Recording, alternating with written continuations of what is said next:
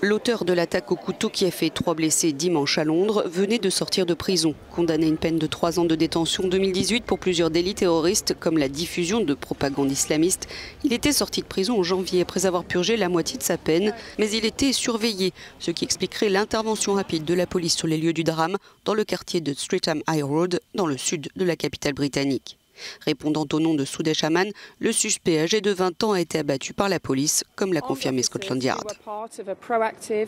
Des officiers armés qui faisaient partie d'une opération de surveillance antiterroriste proactive et qui suivaient ce suspect à pied étaient présents sur place et ont abattu un suspect masculin sur les lieux.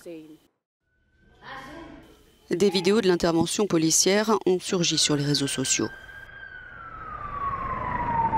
2 personnes ont été poignardées, un homme d'une quarantaine d'années et une femme autour de la cinquantaine avant que la police n'intervienne. Une 3e a été blessée par un éclat de verre causé par un tir des forces de l'ordre. Les 3 blessés sont hors de danger ce lundi matin. L'auteur de l'attaque portait aussi un engin attaché au corps, mais une fois abattu, il a été établi qu'il s'agissait d'un faux. Derrière lui, il y avait des policiers armés qui n'arrêtaient pas de lui dire « Stop, arrêtez-vous ». Et ça a été un choc quand ils lui ont tiré dessus 2 ou 3 fois. Il y avait beaucoup de monde et beaucoup d'enfants autour, beaucoup de gens, comme une rue commerçante très animée le dimanche.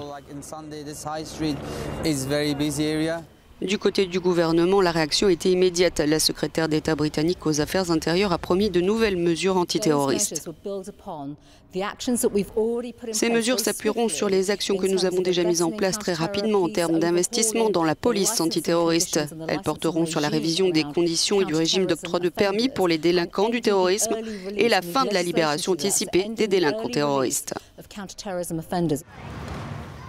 Le Premier ministre Boris Johnson a salué la bravoure de la police et a assuré que l'enquête chercherait à établir tous les faits.